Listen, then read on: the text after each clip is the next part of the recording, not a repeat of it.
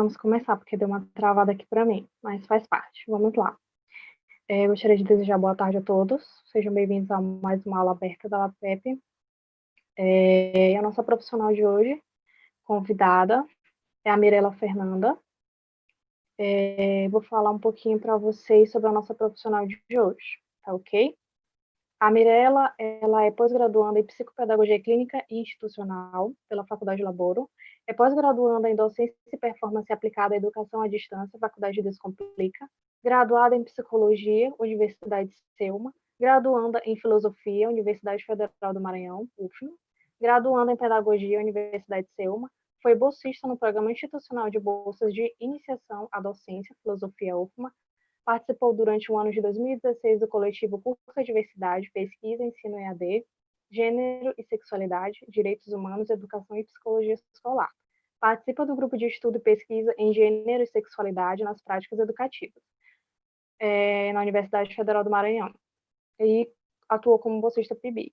Atua também como consultora acadêmica, online, pesquisadora e palestrante. Então, hoje nós iremos falar, a profissional convidada vai falar sobre o Setembro Amarelo, vidas LGBTQIAP+, importam. Com grande prazer, que nós estamos aqui para aprender mais sobre essa temática com a nossa profissional convidada. Mirela, seja bem-vinda, nós agradecemos por você ter aceitado a nossa proposta, nosso convite, tudo bem?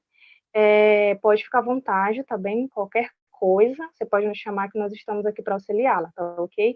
No final, nós vamos nós vamos checar, o chat para ver se surgiram perguntas, que com certeza vão surgir, e aí a gente faz ao final, tá ok? Só fazendo uma ressalva. Nós temos algumas informações no chat do YouTube, então, se vocês puderem estar verificando, lendo direitinho, a gente agradece, mas depois a gente vai reforçar essa informação, tá? Gente, muito obrigada mais uma vez, e agora eu passo a palavra para a profissional convidada. Seja bem-vinda, Mirela. Olá, gente. Bem, Nossa colega já falou bastante sobre um pouco da minha formação, Então, vamos iniciar falando desse tema extremamente importante e relevante. Deixa eu compartilhar aqui a tela para vocês, para mostrar os slides. Um minuto.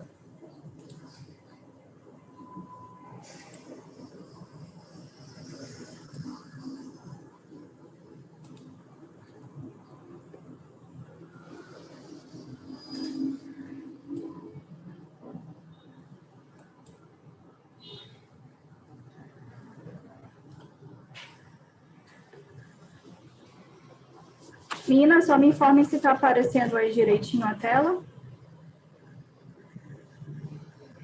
Tá sim, tá aparecendo direitinho. Tá, então eu vou iniciar. Bom, gente, vou falar um pouco sobre... Vocês estão bem cansadinhos de ouvir, na verdade, sobre o Setembro Amarelo, Todo ano, no mês de setembro, a gente tem várias palestras, vários eventos, várias aulas já voltadas para esse tema, Mas o que foi que eu senti necessidade? De especificar melhor o tema e trazer para a minha linha de pesquisa, que é o gênero e a sexualidade, e mostrar para vocês um pouco mais sobre a vivência dessas pessoas que podem estar sofrendo, igual as pessoas cis, héteros, mas elas sofrem um agravante muito mais por conta do preconceito de como elas vivenciam as suas vidas, as suas questões de gênero e sexualidade no dia a dia.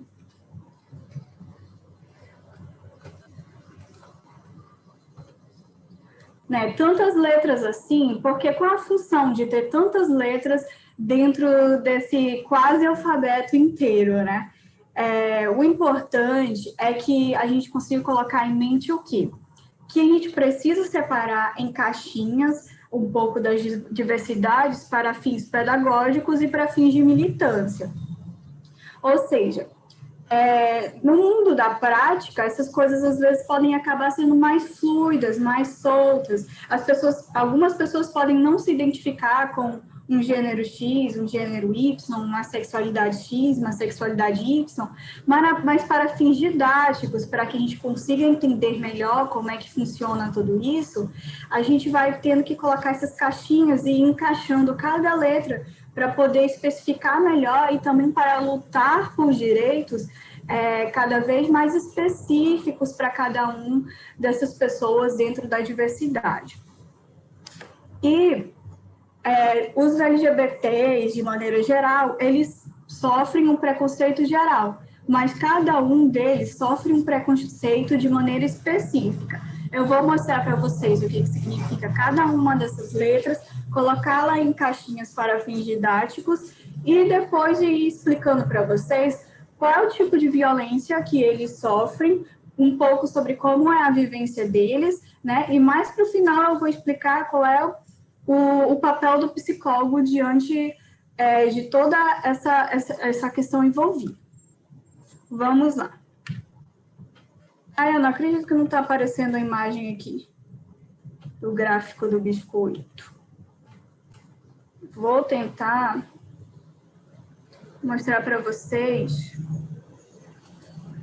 em uma outra tela, então,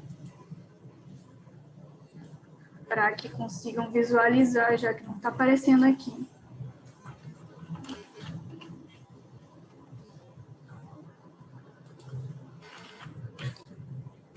O gráfico biscoito é um gráfico que a gente carinhosamente chama de biscoito, que ele tem um formato daqueles biscoitos, né, estilo estadunidense, que fazem muito, por exemplo, no Natal, né, mas que, de certa forma, estou tentando pegar essa imagem direto do Google,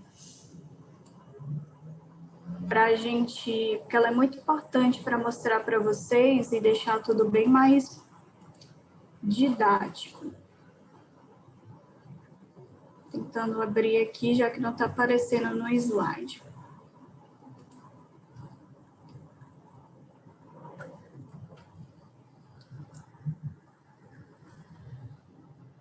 Abrir o arquivo.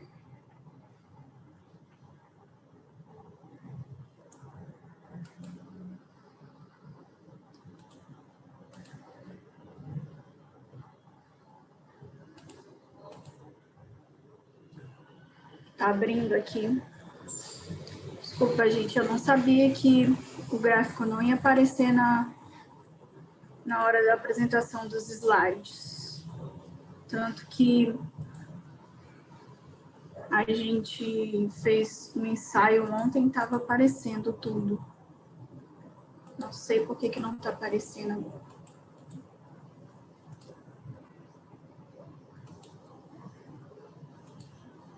Inclusive, não sei por que não está aparecendo, mas eu acho que eu vou dar um zoom bem aqui na tela, que aí eu acho que vai dar para ver. Já que não estou conseguindo baixar a imagem.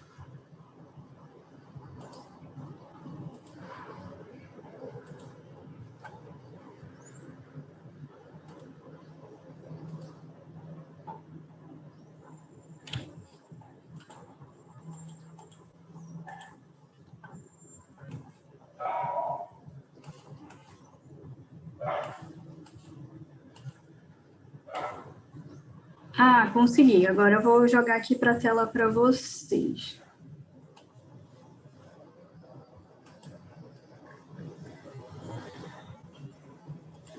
Tá aparecendo, meninas?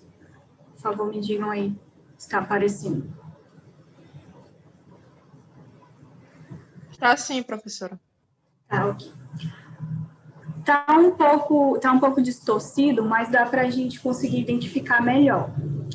Porque, como eu precisei dar o zoom aqui na tela, vamos lá. O que o gráfico biscoito quer dizer?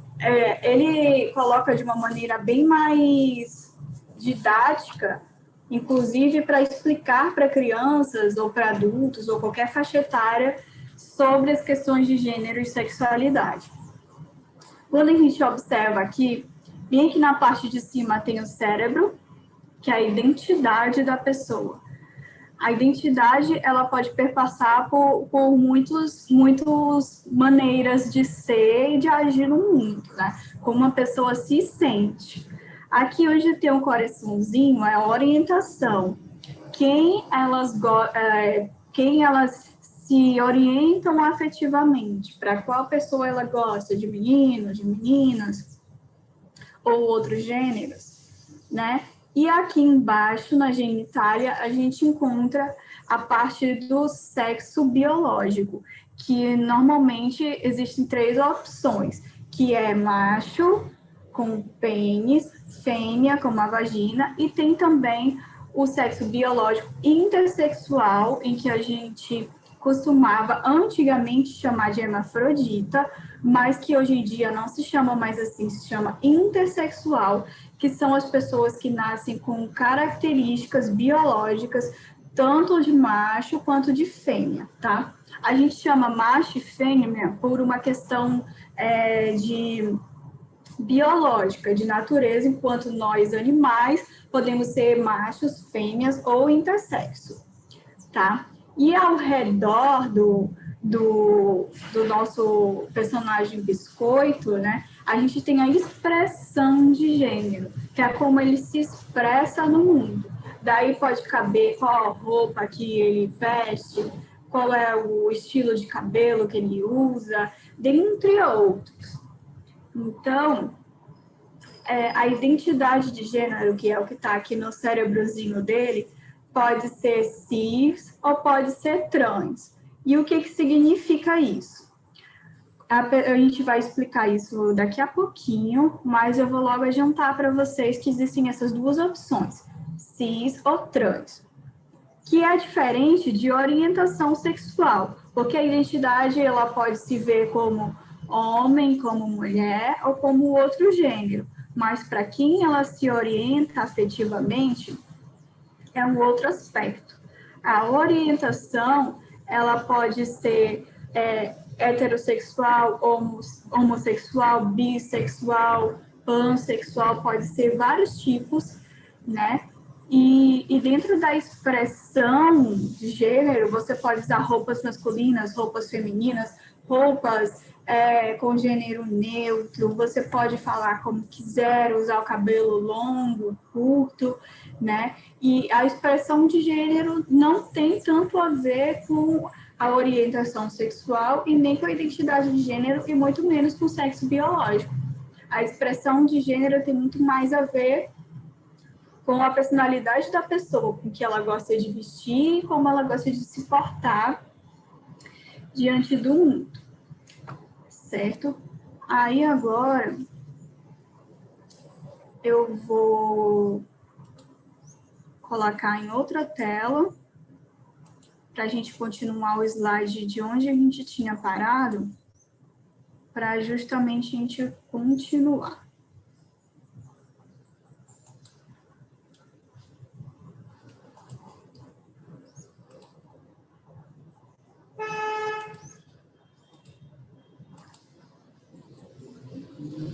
E voltando, onde o nosso gráfico biscoito não tinha entrado, né? A gente vai falar aqui um pouquinho mais sobre a diferença entre gênero e sexo. Sexo é uma terminação basicamente biológica, são características físicas e anatômicas dos corpos. Refere-se às características que distinguem o corpo do homem e o corpo da mulher como órgãos genitais, ou seja, o sexo ele é macho, fêmea e intersexual, como eu já havia falado. Gênero são fatores socioculturais atribuídos aos corpos, estabelecendo a ideia de masculino e feminino. Eles indicam o que é ser homem e o que é ser mulher dentro da anatomia dos corpos. Por exemplo, quando a gente encontra tal coisa é coisa de homem, tal coisa é coisa de mulher. Isso é uma terminação cultural. Porque, por exemplo, hoje em dia a gente vê o salto alto, que é uma coisa que a sociedade propõe como algo de mulher.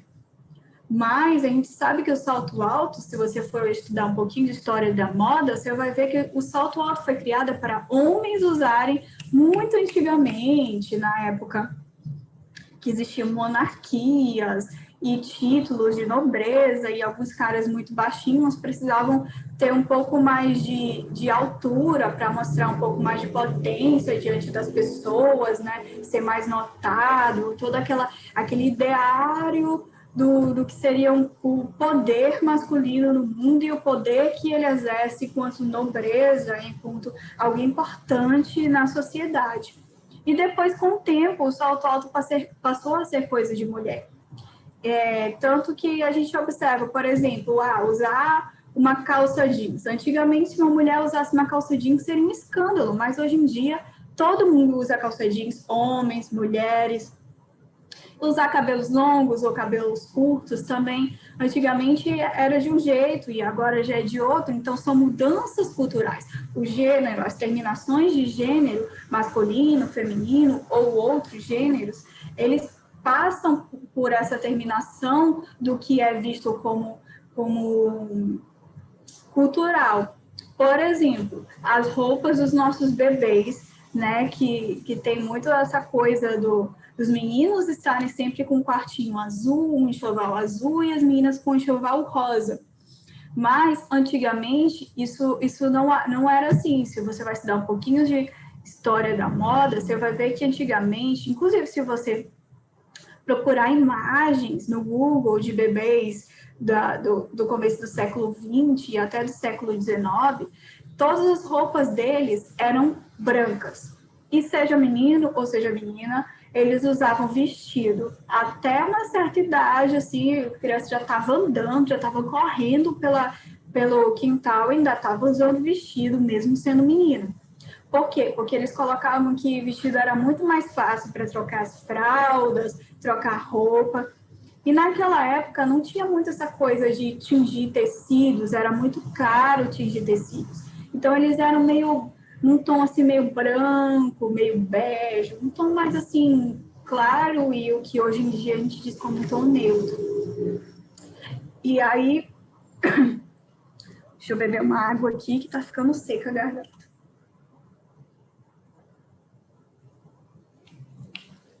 Depois, com o tempo, as revistas de moda foram mostrando outros caminhos, né? E, inicialmente, as meninas começavam com um enxoval azul, quando começou a ter esse negócio de cor. Né? Até porque, antigamente, para lá, a criança que rola na lama, rola na terra, faz uma bagunça, né? Para lavar as roupinhas é muito complicado, não tinha essa tecnologia que a gente tem hoje em dia de sabão, amaciante, água sanitária e tudo mais. A única coisa que eles tinham na época era o alvejante, a água sanitária, então eles só botavam a roupa branca ali, saía branca de volta depois que estava encardida, e era tudo que eles tinham para poder lavar a roupa. Agora, imagina o caos que seria uma roupa colorida, toda manchada, né? E aí, enfim, as pessoas que cuidavam dos bebês terem que lavar e cuidar das roupas. Por isso que eram brancas e tons clarinhos.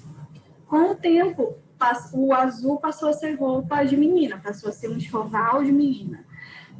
Porque na época acreditava-se que azul era uma cor suave, mais delicada, e que por isso deveria ser coisa de menina. Já ir colocando já uma outra estigmatização social do que é ser menino e do que é ser menina, porque ao longo do tempo a gente tem visto que a mulher precisa ser sensível e nem sempre ela é. Às vezes a mulher é sensível, às vezes ela não é, e às vezes o homem é sensível e às vezes ele não é, e tudo bem. Voltando aqui, uma coisa que eu esqueci de falar. Né?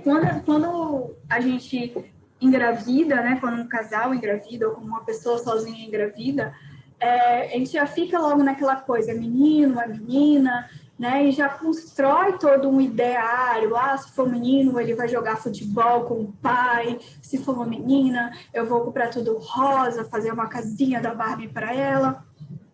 E às vezes nem é o que a pessoa quer. Nem é o que a pessoa quer fazer depois que ela nasce, vai crescendo, criando um pouco de consciência do mundo e começando a fazer suas escolhas de brinquedos, Porque, na verdade, não existe diferença entre brinquedos de meninas e brinquedos de meninos. O ideal seria que os meninos brincassem de panelinha, de boneca com as meninas também, porque eles iam crescer, meninos que sabem cozinhar, que sabem se virar, entendeu? Vão crescer adultos independentes. O que a gente tem hoje em dia é um monte de macho que não consegue fazer um arroz, fritar um ovo, não consegue se virar enquanto pessoa no mundo, né? E aprender a cuidar de seus bebês, se ele vir a ser pai no futuro, né? Brincar de boneca também é um treino. E as meninas também deveriam brincar de outras brincadeiras e jogos que são vistos como os meninos, porque normalmente os jogos de meninos, eles propõem raciocínio lógico, eles propõem profissões que não são vistas como mulheres. As meninas podem brincar de médico, de dentista, de bombeiro, por que não, né? Elas já podem, a brincadeira é nada mais nada menos do que a simulação do que ela pode vir a ser na vida adulta. Vou abrir aqui a cortina, está começando a anoitecer e ficar escuro. E aqui o próximo, vou começar a explicar também um pouquinho sobre o que cada letra significa e um pouco sobre o preconceito que cada pessoa passa dentro do arco-íris. O que são lésbicas? São mulheres que se atraem fisicamente e ou romanticamente por outras mulheres. A lesbofobia é um termo utilizado para descrever a intersecção entre a homofobia e o sexismo com outras mulheres. Porque as mulheres, além de passarem pela homofobia, de serem lésbicas, elas ainda passam pelo machismo, pelo sexismo e vários outros preconceitos de gênero por ser mulher na sociedade. E ainda temos outros agravantes, como a violência física e sexual que muitas lésbicas passam, porque sempre muitos homens homofóbicos falam que a mulher só é lésbica porque ela não achou um homem certo para ela, ou porque traumatizou com algum homem. E aí existe muito o conceito do estupro corretivo, né, em que homens tentam violentar sexualmente algumas mulheres para que elas possam, entre aspas, vir a se tornar héteros de uma vez, como se isso fosse possível. Não é possível uma pessoa virar alguma coisa. Ela simplesmente é. E ela é assim no mundo. Ninguém vira hétero ou vira homo, tá bom? Gays. Eu acho que a terminologia que vocês estão mais acostumados a ver no dia a dia, né? Porque é a mais comum dentro de todo o cenário do arco-íris. E vão notando uma coisa, deixa eu voltar aqui o slide. Sempre que eu colocar algum conceito, eu vou deixar a bandeirinha no canto, para que vocês olhem as cores e a bandeira que representa cada uma das caixinhas aqui faladas. Os gays, eles também são representados pelo arco-íris. O arco-íris, ele representa tanto os gays quanto a comunidade LGBT de maneira geral. Eu acho que deve ter uma segunda bandeira para os gays, mas por hora eu só encontrei essa para colocar aqui na imagem. Mas se vocês derem um Google depois, vocês podem acabar encontrando. Então, gays são homens que se atraem fisicamente e ou romanticamente por outros homens. A homofobia, ela é uma série de atitudes e sentimentos negativos em relação a pessoas homossexuais. As definições para o termo referem-se variavelmente à antipatia, desprezo, preconceito, aversão e medo irracional em relação, lógico, aos gays. E a gente perpassa também por umas questões de gênero. Todo mundo acha que o gay ele precisa ser uma criatura afeminada, ou que o gay ele quer ser mulher. Não, o gay ele não quer ser mulher. Ele é um homem que gosta de outro homem. E não necessariamente ele precisa ser afeminado.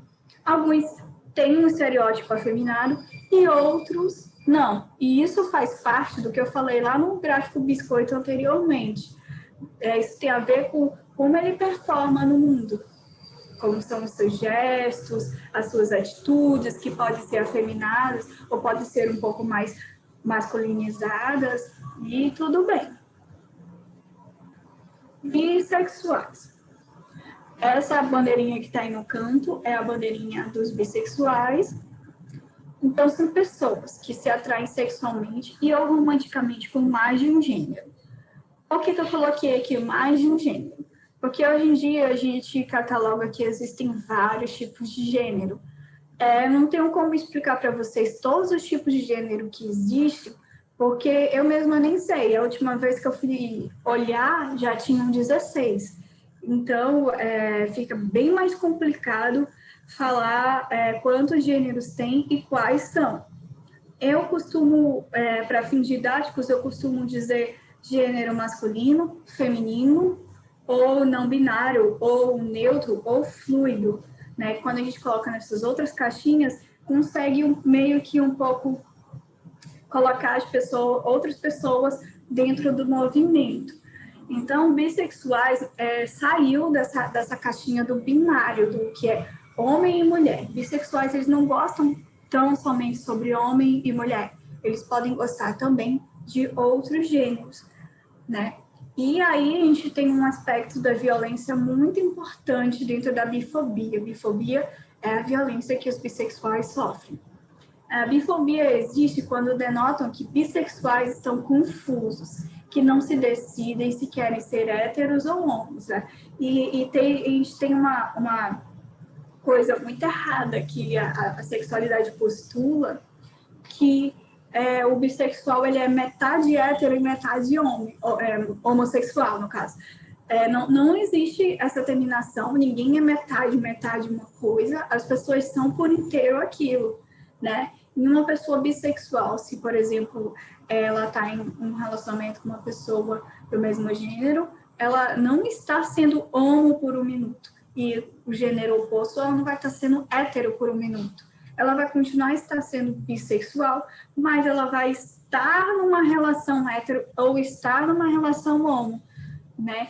E essa bifobia ela também existe quando falam que há uma dupla chance de trair ou que tem privilégio hétero. Quando que falam isso? Normalmente, algumas pessoas bissexuais sofrem preconceito dentro do próprio arco-íris LGBT. Por exemplo, principalmente as meninas, dentro das meninas que ficam com outras meninas, muitas delas falam, eu não vou ficar com uma menina bi, eu prefiro ficar com uma outra menina lésbica do que ficar com uma outra menina bi, porque ela pode, qualquer hora, me trair com uma menina ou com um cara. E eu não quero ter a dupla possibilidade de trair. Agora, trair ou não trair não tem nada a ver com a bissexualidade, tem a ver com o caráter da pessoa, né? Com as escolhas que ela acaba fazendo na vida. Porque trair ou não trair é uma coisa que principalmente os homens héteros fazem e fazem muito, né? E todas as outras sexualidades e gêneros também podem estar traindo e não tem uma ligação direta com a sexualidade da pessoa, né? E aí a gente tem um outro ponto, que as mulheres bissexuais, elas são hipersexualizadas, que quando uma mulher bissexual, ela fala para um cara que, por exemplo, ela tá saindo e fala, eu sou bi, ela fala pro cara, o cara já fica enlouquecido, já quer logo sexualizar a mulher, e já quer logo propor uma homenagem a Troar, quer logo propor que ela fique com outras meninas para ele ver ou para ele participar. E, gente, não propunham isso para bissexuais. Só se por acaso eles virem e propor. Pode ser que eles queiram, mas muitos não querem e não gostam de ser estigmatizados assim. Então, há uma perspectiva de olhar eles como figuras sexuais que vão tocar tudo no sexo. E, às vezes, dependendo de cada pessoa, às vezes a pessoa vai topar tudo e, às vezes, não vai topar tudo. E tudo bem. Pansexuais. Essa terminologia, ela é um pouco nova e talvez, acho que a maioria colossal de vocês não conhecem esse termo, mas é um termo que está vindo muito à discussão e que está começando a criar uma visibilidade no mundo. A pessoa pansexual, elas são pessoas, né, que se atraem sexualmente e ou romanticamente por todos os gêneros. Diferentemente das bissexuais, que podem se atrair por mais 2, 3, 4, 5 mais gêneros, o gênero não é uma questão para os pansexuais. Eles não, quando eles veem as pessoas, eles não visualizam gênero. Eles não visualizam se é homem, se é mulher, ou se é algum outro gênero.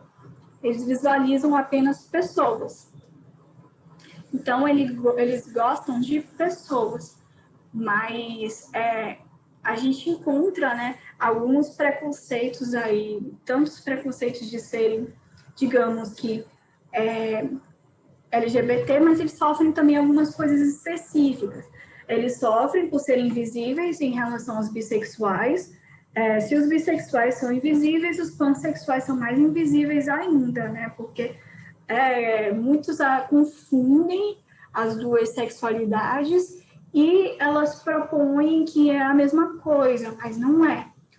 E muitos dizem que, nossa, o pansexual é o novo bissexual gourmet, mas não é verdade. As sexualidades, elas existem e independem uma da outra.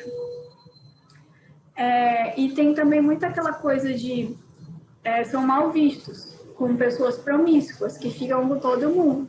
E, novamente, eu digo que nem sempre a pessoa vai querer ficar com todo mundo. Às vezes, a pessoa pode ser monogâmica, escolher uma pessoa, casar ou se relacionar com essa uma pessoa e ficar com ela e não querer ficar com mais ninguém. É uma opção. Você ser monogâmico ou poligâmico não tem nada a ver com a sua orientação sexual. Os assexuais, eles incluem um espectro entre pessoas que não possuem desejo sexual nenhum, até pessoas que possuem algum tipo de desejo sexual, mas com reserva, né? Muitas pessoas chamam de assexuado. É errado, porque vocês não são bactérias, vocês não são protozoários para chamar de assexuado. Os seres humanos podem ser assexuais e não assexuado, tá? É um termo muito mal visto. Outros termos que também são mal vistos dentro do arco-íris, né? É que não existe mais a palavra homossexualismo. Isso foi extinto já desde a década de 70, quando nos livros de saúde já começaram a colocar como homossexualidade, não homossexualismo, porque o sufixo ismo, ele traz uma sensação de doença. Ismo tem a ver com doença. E como desde a década de 70 a homossexualidade não é mais vista como doença, como era vista no passado, acaba que eles trocaram esse homossexualismo por homossexualidade. Da mesma forma, homossexualidade, bissexualidade, pansexualidade, assexualidade, tudo terminando com sufixo -dade. Não é para usar mais sufixo -ismo. Né? E dentro dos preconceitos, digamos que próprios dos assexuais, a gente encontra o quê? Pessoas que não estão tão afim de sexo assim, em uma sociedade em que a gente vive e que é hipersexualizada, ainda mais em contexto de Brasil, que é um local em que o sexo é aberto e visto e está em todos os lugares e de maneira muito mais aberta que alguns outros países que são um pouco mais, que têm uma cultura um pouco mais fechada em relação a isso. Então, quando a pessoa fala assim, eu sou assexual, aí todo mundo já pensa assim logo, por quê? Já perguntou por quê? Como? O quê? Há um estranhamento, porque dessa sociedade onde todo mundo, entre aspas, é transante, ninguém quer todo mundo se impressiona com alguém que não está muito bem ligado um pouco com essa parte da vivência do ser humano. Então, muitos deles são vistos como tímidos ou que são traumatizados, mas, de novo, assexuais como todas as outras cores desse arco-íris da qual estou falando, nenhum deles são traumatizados. Eles são assim porque eles simplesmente são assim. Né? E por que eu falo que alguns possuem algum desejo sexual e outros nenhum? Porque existe todo um espectro de pessoas assexuais, em que vai um ponteiro afirmando um pouco sobre o desejo deles. Alguns deles têm desejo nenhum e passam uma vida inteira sem sexo, e tem outros que vão tendo desejo dependendo da situação. Né? Dentro dessas pessoas que possuem algum desejo sexual, dos assexuais, a gente encontra o mais conhecido, que são os demissexuais, que são as pessoas que só sentem desejo quando elas estão apaixonadas pela pessoa na qual ela está envolvida, e aí elas conseguem ter uma relação sexual. Próximo. Eu vou explicar para vocês agora um pouquinho sobre as pessoas transexuais.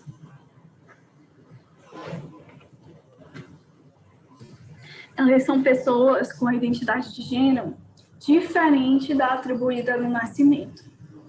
Por exemplo, né, no nascimento, a pessoa nasceu e lhe foi atribuída que seria um menino. Ao longo da vida, a pessoa foi se percebendo enquanto mulher no mundo e não enquanto homem.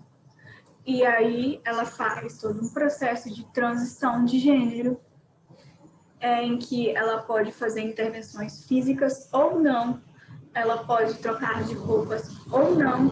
O que vai definir se a pessoa é transexual é como ela se sente no mundo, e não a presença ou a ausência de cirurgias. Algumas pessoas transexuais fazem cirurgias e outras pessoas não. Né? Então, quando uma pessoa transiciona do masculino para o feminino, é uma mulher trans. Quando transiciona do feminino para o masculino, é um homem trans. E também pessoas não binárias também podem ser trans, e eu vou explicar daqui a pouquinho para vocês o que é pessoas não binárias. As pessoas trans, elas não são respeitadas pelo seu nome social que escolheram, né? Seu gênero nem sempre é reconhecido pela sociedade.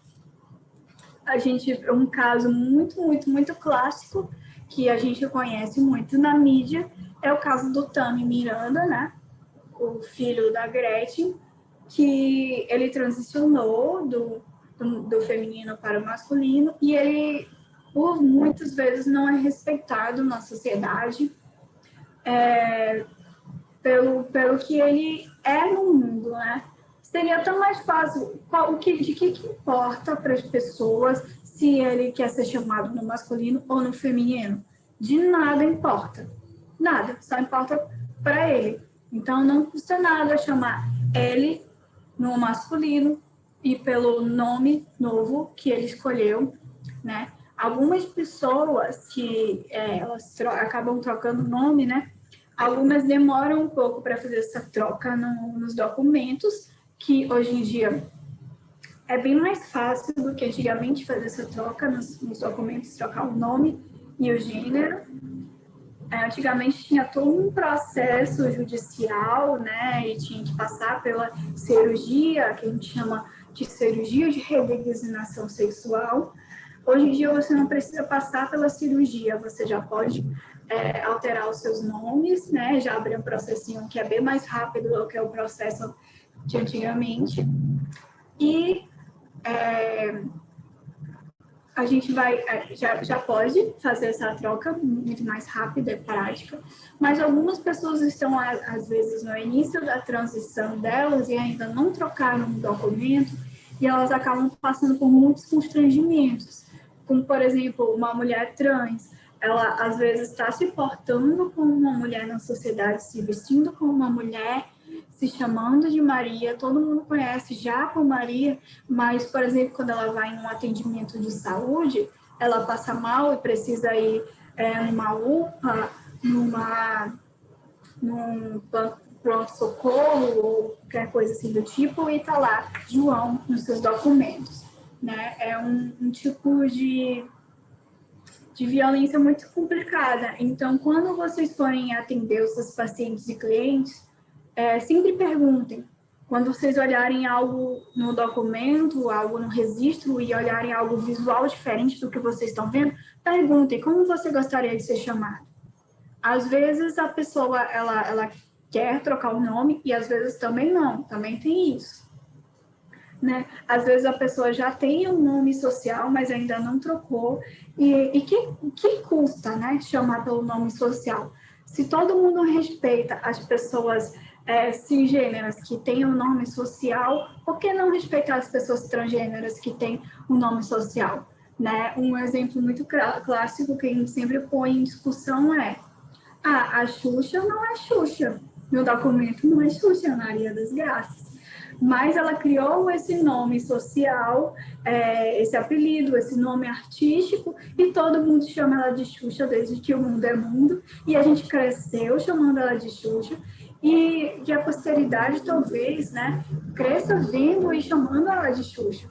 A Anitta, ela não é Anitta, ela é Larissa, e todo mundo respeita o nome que ela criou, né, Anitta, o nome artístico dela, e tudo bem, então por que não respeitar o novo nome que a pessoa trans criou, né, para mudar o seu documento ou para mudar a sua vivência no dia a dia, né? Não custa nada. Não binários, né? A gente antigamente chamava não binários, mas hoje em dia a gente tende a propor a linguagem neutra e a gente fala não binários. O que quer dizer não binários?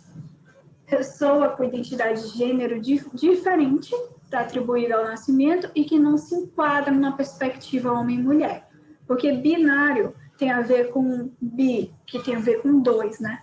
É aquela pessoa que não está dentro desse esquema homem ou é mulher. Às vezes, a pessoa não binária, ela transita entre homem, entre mulher, entre vários gêneros. Tem dias que essa pessoa acorda e se sente mulher, tem dias que essa pessoa acorda e se sente homem, ou às vezes ela não se enquadra em nenhum dos dois e se enquadra em qualquer outra perspectiva, e hoje em dia a gente chama de não binários.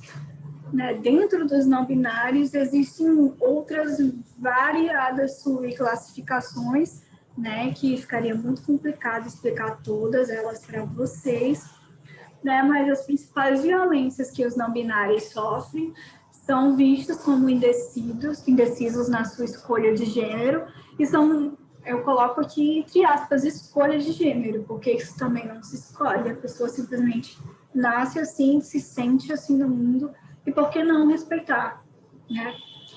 E elas são discriminadas pelo uso da linguagem neutra no português. Hoje em dia, as pessoas falam, mas querem alterar o português e, tipo,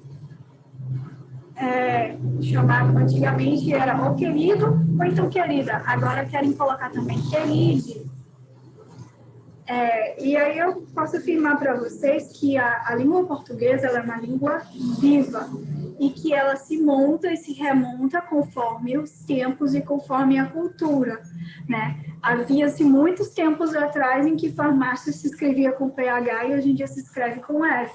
E muitas outras palavras foram mudando, e por que não também inserir a linguagem neutra dentro do português?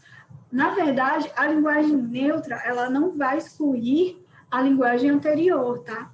Você pode chamar de querida, de querido ou de queride. Mas quando você está lidando com uma pessoa que é não binária, ela vai gostar muito, muito, muito de ser chamada de queride. Vai gostar muito de ser chamada dentro da linguagem neutra. A linguagem neutra é quando a gente troca o A ou o ou U, né? E a gente fica ela, ele ou elo. Elo é para não binários. Por exemplo, algumas palavras que já terminam como principalmente no plural, como pesquisadores já poderiam estar no neutro, mas a gente sabe que ele não está no neutro. E aí a gente coloca um i. ali fica pesquisadores, como não binárias. Quando ele termina com E e vai para o plural, ficarias. E muitas outras palavras, se vocês quiserem, vocês falam comigo no Instagram, né? Vocês já sabem qual é o meu Instagram. Vocês falam comigo no Instagram, que eu mando o link de uma aula muito legal explicando como é que funciona essa nova linguagem neutra. E intersexuais. Pessoas intersexuais, elas podem possuir características biológicas tanto do macho quanto da fêmea, né? Que eu já tinha falado anteriormente para vocês, né? E os preconceitos específicos que eles podem sofrer são que a sociedade quer sujeitar crianças que são intersexo a intervenções cirúrgicas desnecessárias e a outros procedimentos que têm como propósito tentar fazer com que a sua aparência esteja de acordo com a definição típica de sexo masculino ou feminino. Né? Tais procedimentos, eles frequentemente são irreversíveis e eles podem causar danos tanto de ordem física quanto psicológica, podem trazer infecções, incontinência urinária e outros problemas psicológicos como depressão, ansiedade, dificuldade de se identificar no mundo com o seu gênero. Né? Antigamente, quando uma criança ela nascia aí, com as duas genitálias, tanto do macho quanto da fêmea, antigamente os médicos propunham já logo desde o bebê fazer cirurgia para tentar escolher um dos dois, ou então o mais evidente, tá? Existe um espectro do que seria as questões intersexuais, porque às vezes a pessoa nasce com uma vagina, mas por dentro ela não tem um útero, ela tem órgãos ditos masculinos, né? Órgãos biológicos do macho, então por dentro a pessoa não tem útero, mas ela pode ter uma próstata, ela pode ter, inclusive, um pênis que esteja para dentro do corpo e não mostrando para fora, né? E isso não se considera necessariamente como uma anomalia, tá? A pessoa simplesmente nasceu assim e ela é assim no mundo, né?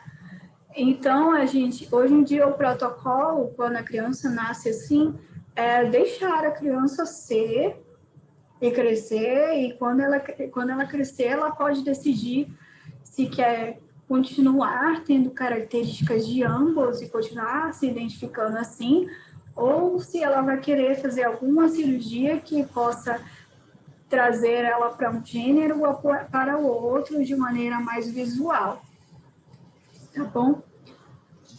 Queer, eu acho que é uma terminologia que vocês já devem ter muito ouvido, né? E ele é uma palavra que foi usada inicialmente nos Estados Unidos, em inglês, e que é visto como algo estranho, algo mal visto.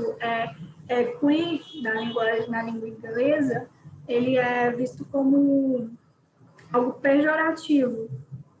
Como, por exemplo, aqui no Brasil, a gente cresceu sabendo que o nome bicha é uma coisa muito pejorativa em relação aos gays, né? Mas que com o tempo eles foram se empoderando e bicha deixou de ser um xingamento para ser uma palavra de empoderamento. E é isso que as pessoas queer estão fazendo hoje em dia. Queer, hoje em dia, é um empoderamento que antes era mal visto e hoje tipo, você está me chamando de queer e eu sou queer mesmo, né? E ela é usada para designar pessoas que, seja pelo sexo biológico ou por orientação sexual ou orientação romântica ou identidade de gênero ou expressão de gênero, não correspondem ao padrão cis heteronormativo. O que isso quer dizer? Às vezes, uma drag queen pode ser vista como queer. Gente, tá anoitecendo e tá escurecendo, né? Não dá para vocês me verem. Um minuto, vou ligar a luz.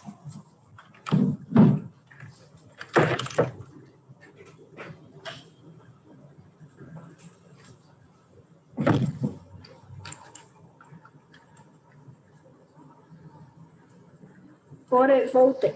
Por exemplo, uma pessoa uma drag queen pode ser considerada queer ou um drag king, né? O que isso tem a ver, essas duas terminações? Drag queen, normalmente, pode ser um homem ou uma mulher que performa essa caricatura do que seria o feminino. A caricatura do feminino, a sociedade vê o feminino como uma pessoa que se maqueia, que usa penteados, cabelo longo, salto alto. A drag, ela é uma maquiagem exagerada, ela é um cabelo com penteado exagerado, cabelão, um salto muito alto, uma roupa muito brilhosa, um vestido muito exuberante, né? A drag, ela é uma arte, ela é uma caricatura. E quem está por trás da drag é um artista, que não necessariamente é uma pessoa LGBT. Você pode ser um homem hétero e se vestir de drag e ainda continuar sendo hétero. Você pode usar a drag como a sua expressão artística. Tanto a drag queen, né, que é a expressão da caricatura do feminino, como o drag king, que é a expressão da caricatura do que seria o masculino. Né? Você já coloca uma barba exagerada, pelos no peito exagerados e toda uma performance exagerada do que a sociedade propõe como o que é homem.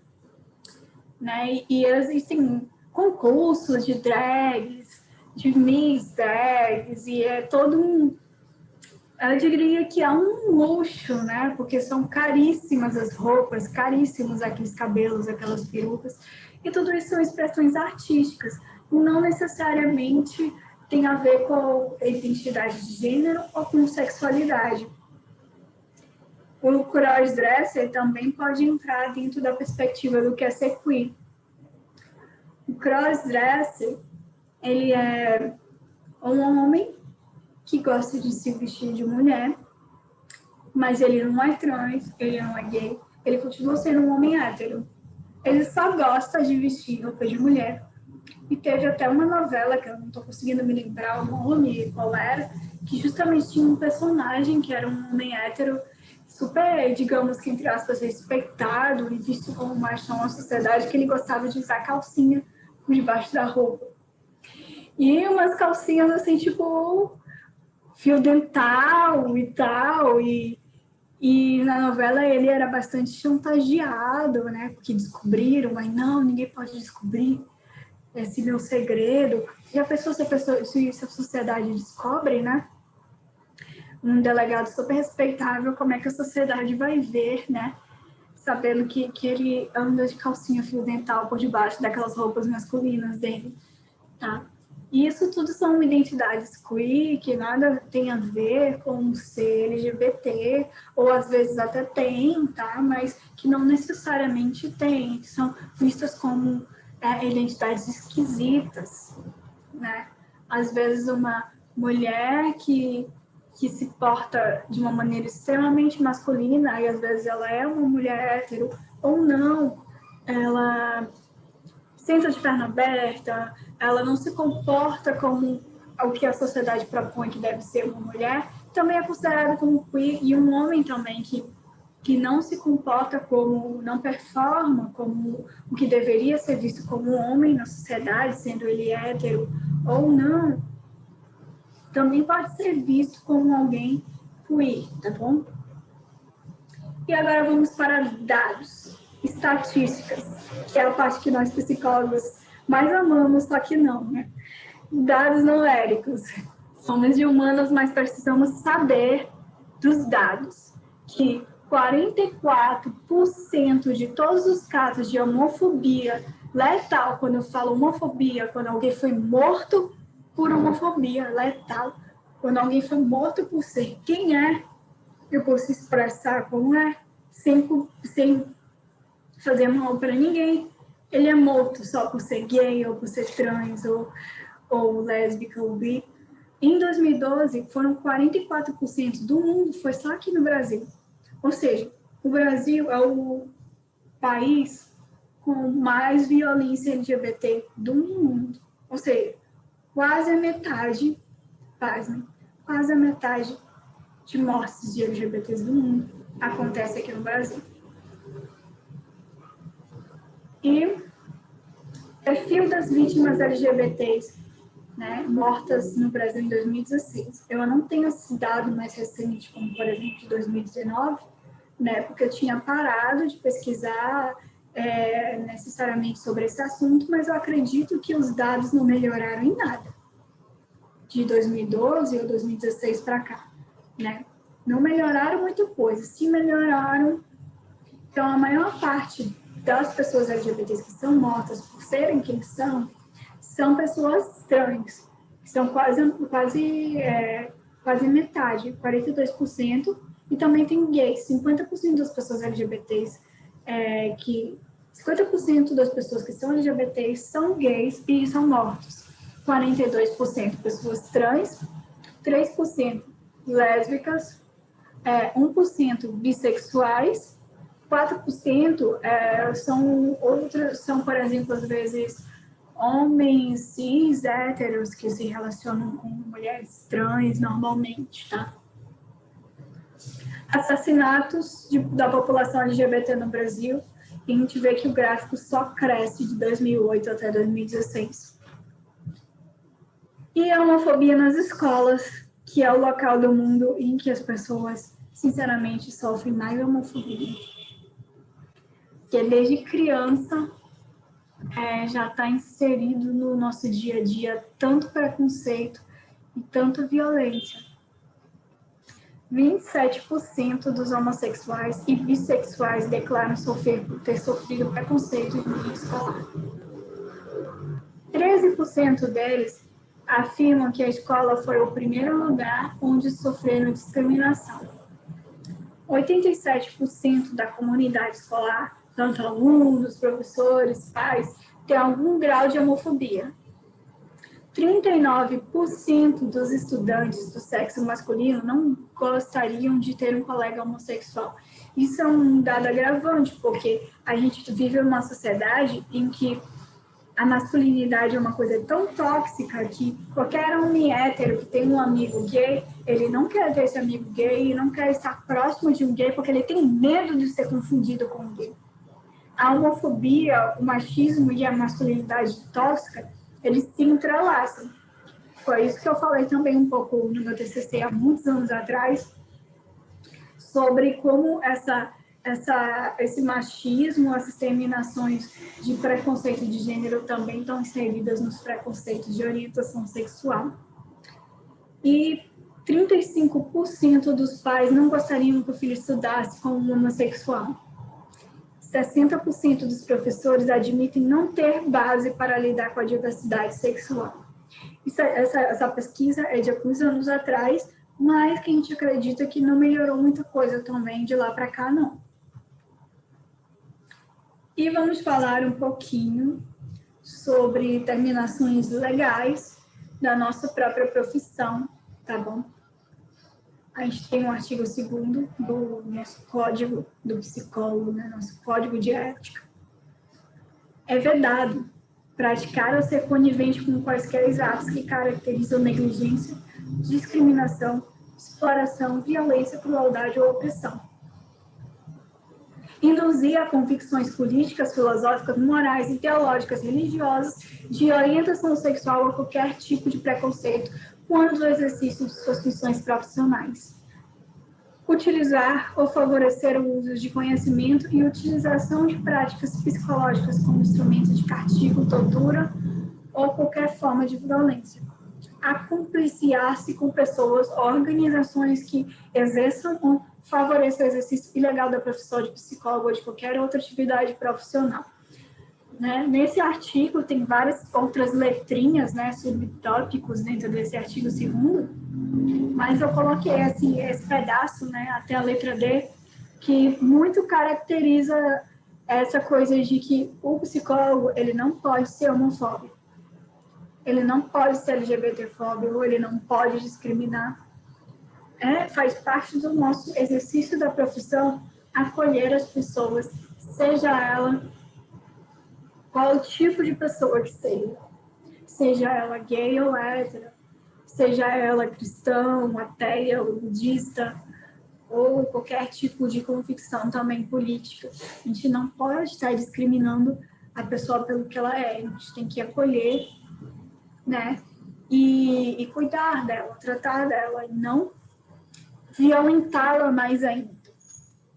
Porque os LGBTs já são tão violentados no dia a dia, aí eles chegam numa clínica, né, ou em qualquer outro espaço de psicologia social, ou qualquer outra área que o psicólogo venha interagir, ele chega em um ambiente e ainda é maltratado pelo psicólogo, que deveria ser a pessoa que deveria estar acolhendo ele, né? O nosso Conselho Federal e os regionais, né, por indicação, né, eles condenam o psicólogo que não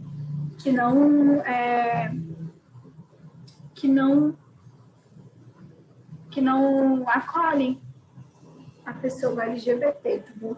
Podem levar um processinho, né, e inclusive perder a carteirinha de psicólogo e não realizar mais a profissão, tá? E o que tudo isso tem a ver com Setembro Amarelo? Tem tudo a ver, porque pessoas LGBTs, eles têm uma probabilidade de sofrer de depressão, ansiedade e outros transtornos, uma probabilidade maior do que as pessoas héteros, cis, justamente por passarem por tanta opressão dia a dia, né? E o que o psicólogo tem com isso? Curar eles? Não, porque eles não estão doentes. O psicólogo, o dever dele é ajudar, auxiliar, acolher a pessoa que vai procurar, né, esse auxílio. A pessoa ela vai aprender a lidar com a violência, né? Porque não tem como acabar com a violência no mundo, porque ela está aí, né? A gente está militando para ver se para. A gente conseguiu colocar a lei no ano passado, a lei da homofobia, né? Hoje em dia já é crime ser homofóbico no país, mas antes não era. E a gente está tentando fazer tudo o que a gente pode. Mas o psicólogo, ele vai auxiliar a pessoa a aprender a lidar com essas coisas que estão ao redor. Porque a violência existe, o preconceito existe, não tem como anulá-lo.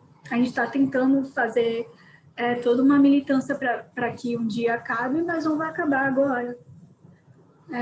Acho que nem por um milagre acabaria agora. Mas a gente pode estar lutando dia após dia e estendendo a mão para eles e tentar mostrar que a perspectiva não é de cura, mas é de aprender a lidar com o que se passou no passado, com o que se passa no presente e projetar coisas novas para o futuro. E é isso, gente. Obrigada pela presença de quem ficou até agora aqui. Espero que tenham gostado. E agora eu vou abrir para perguntas. Caso alguém tenha alguma pergunta, podem fazer perguntas. Oi, professora, boa noite. Oi. A gente tem, sim, algumas perguntas aqui e também alguns elogios para com a aula, né, e esse tema tão interessante que você trouxe. O Adriano Manfredini, ele faz a seguinte pergunta. Mirela, você poderia me explicar o motivo do termo transformista estar em desuso hoje em dia? A palavra carregaria algum significado pejorativo?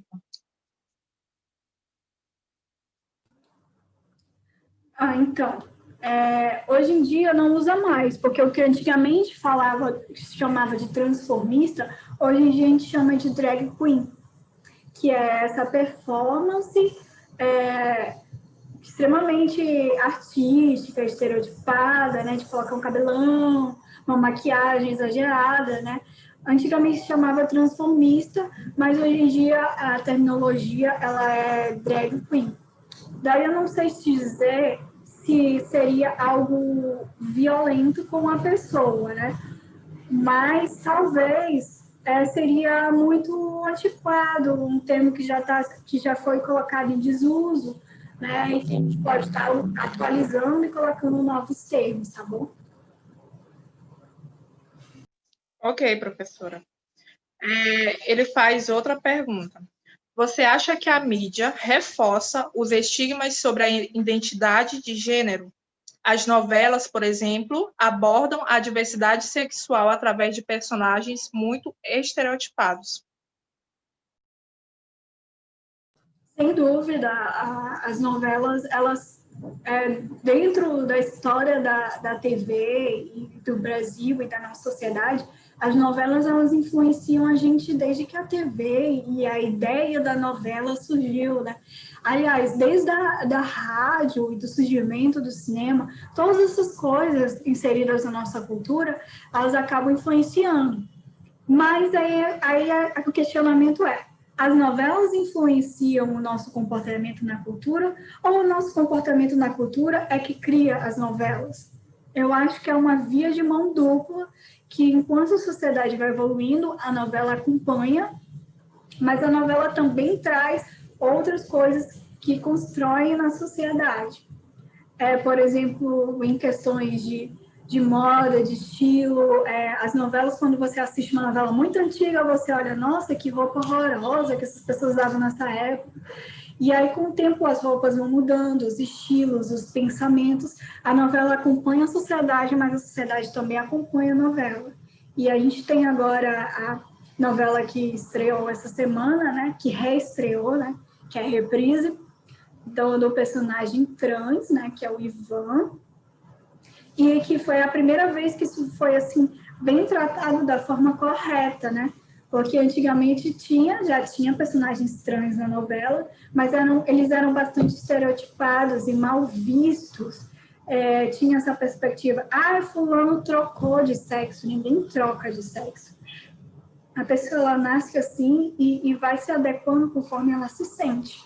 A gente vê uma novela muito, muito, muito, muito antiga, que inclusive da minha infância, que era a novela que eu gostava muito de assistir quando era criança, era uma novela das 7, que era As Filhas da Mãe, em que era uma mãe que tinha várias filhas e tal, e tinha uma personagem que era uma mulher trans, que era a Ramona, e que saiu, né, foi embora e depois retomou na história, e quando retomou como já transicionado, né, já com todo um visual feminino, que anteriormente era um visual masculino e era extremamente estereotipado nessa novela. Era visto como alguém que trocou de sexo, né, e não visto como alguém que já nasceu uma mulher, só precisava readequar o seu visual e como ela se sente no mundo. E é bem interessante que já essa nova novela que estreou, né? Nova velha novela que estreou esses dias, ela já está abordando uma maneira bem mais correta sobre como é que funciona, e trazendo mais informação para a sociedade. Então, ao longo do tempo, as novelas elas vão evoluindo e vão trazendo, conforme elas influenciam a sociedade, conforme a sociedade influencia a criação das histórias da novela. Certo, professora. A Ana Júlia Ciotti, ela faz a seguinte pergunta: como seria possível fazer com que as escolas mudem e sejam vistas como lugares de apoio e acolhimento a todos? Meu sonho.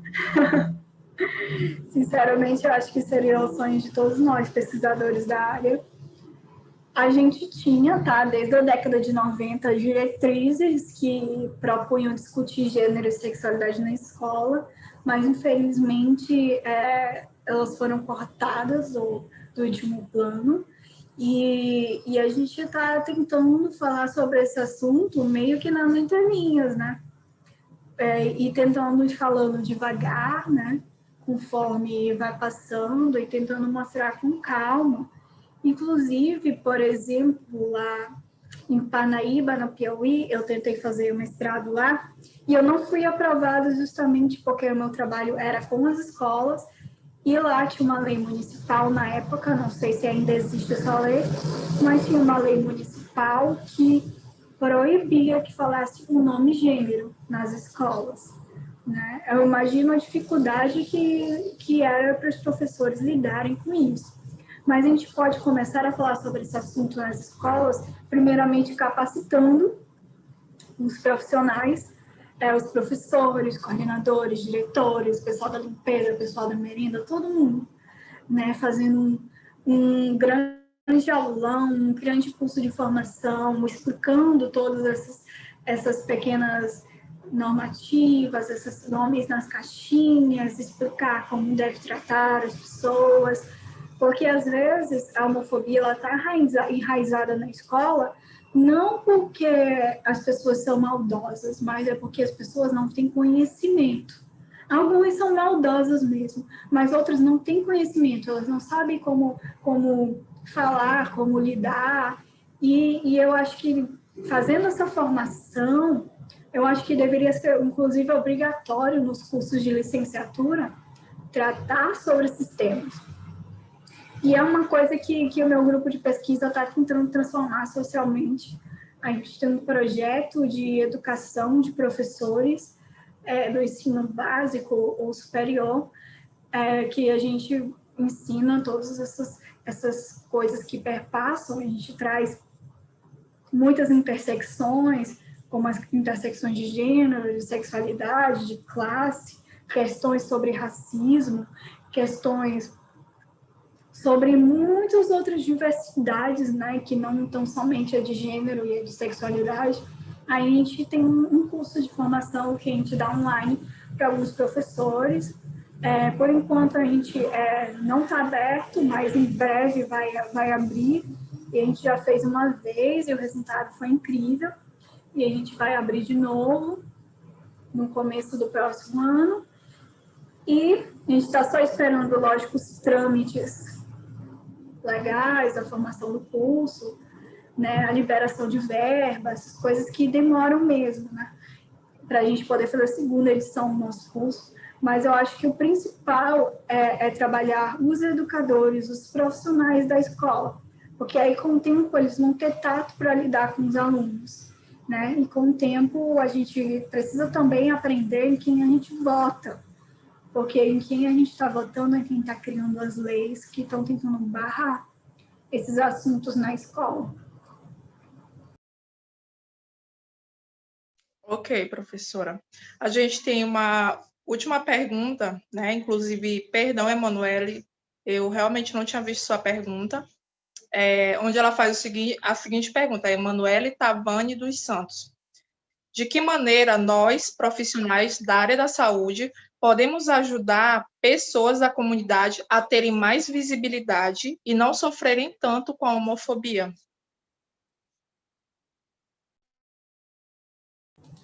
Vocês podem auxiliar, né, trazendo educação, explicando, ensinando, mostrando, e mostrando educadamente, tratando bem quando aparece uma LGBT, né, no seu cenário de trabalho, falando sobre isso com os colegas, quando eles falarem alguma piadinha homofóbica, mas é só uma piadinha. Não, não é só mais uma piadinha. Você não tem um bom senso de humor. Realmente, eu não tenho como ter um bom senso de humor se as suas piadinhas, elas ofendem as pessoas, né? A gente precisa aprender a rir de piadas mais inteligentes, de piadas que não ofendem as pessoas. Então, a nossa principal maneira de ser e de agir no mundo enquanto pessoas, né, é tratar bem, né, e mostrar para os colegas que estão ao redor, com carinho, com atenção, né, não explicar violentamente, né, porque já tem-se um estereótipo de quem é da militância é agressivo, né, mas explicar com amor e mostrar. Tem gente que não quer aprender mesmo, né, tem gente que é idiota e não quer aprender e tudo bem, mas pelo menos a nossa parte de tentar ensinar e de explicar com carinho, né, para cada um e tentar tratar bem, né, pelo menos isso a gente vai tentando, né, são pequenos passos de formiga. a militância é isso, são passos de formiga, dia após dia, e incansável, porque a gente ainda tem muito para mudar, muito para melhorar, mas infelizmente os passos são devagar e não tem outra forma de ir senão devagar.